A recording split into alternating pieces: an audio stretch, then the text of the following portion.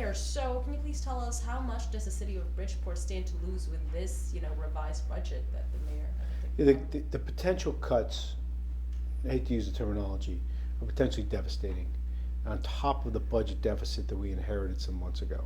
I mean, it could come down to, and I've asked our finance office to look at the possibility of closing library branches, of how much funding can we really allocate to the zoo and some of our other attractions in the city. Will we be able to make our commitment to public safety, to hiring officers, and to fully funding a variety of our departments? And ultimately, as a last resort, we could see a lot more layoffs in the city of Bridgeport. We were talking, do you have any numbers? I do. We could be looking at, we have an early retirement program. Depending on the success of that program, if it's not as successful, you could be looking at another 100 to 150 people laid off in the city.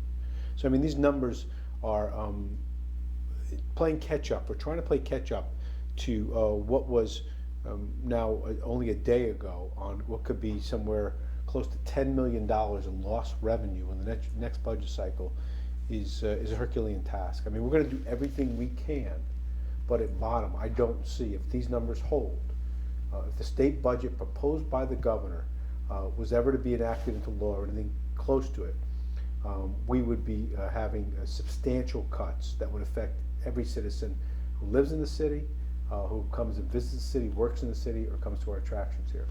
And I didn't follow the other budget story in Bridgeport, but what was the deficit you inherited? We inherited about a $20 million deficit, and we're still in the process of closing that. So you have $10 million left from that, $10 million there, and now if the governor's proposed budget was ever enacted into law, it'd be so devastating. You'd have $20 million worth of cuts.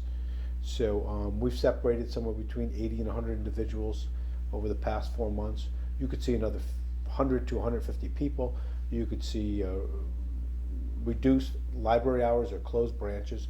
You could see reduced funding for police and fire, and even departments maybe closing 1 day a week within city government if we had to, not essential, just to try and make it. If you don't have the money, and this is a lot of money, you just can't pay bills without money. And can the city of Bridgeport withstand those losses right now?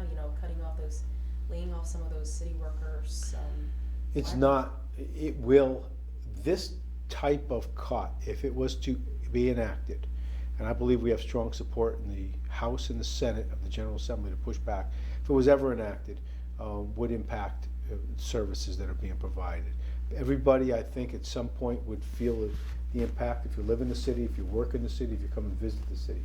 So we're going to do everything we can to try and support pushing back on what's been proposed just as recently as yesterday by the governor. Have you been looking at other forms of revenue? Well, there are, but the problem with the way government is set up, and by the way, this problem, if you were to talk to the mayor of Hartford right now, who is asking for a state oversight board because of his finances, the mayor of New Haven, the mayor of Waterbury, all the cities have said before this happened, you cannot reduce funding for revenue sharing. It's a distribution of revenue throughout the state, and to cut this would affect every city as badly as it's affecting Bridgeport. The only way to raise revenue on a municipal level in Connecticut under law is through property taxes. And we're pushed to the limit. We're going to minimize whatever we can with regards to property taxes because they're so high in the city of Bridgeport, but we will fund our city, but these cuts will be devastating. Yeah, I think one of our reporters is actually covering property taxes in Bridgeport. So you said you're not looking at that as a resort in order to... No, what we did is we put a budget in place that funds the deficit that we inherited, including the underfunding of pensions, the failure to provide accurate revenue projections and to short those, and to underestimate expenditures and to rectify that.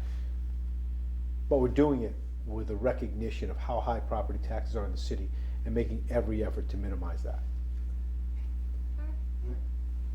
Perfect.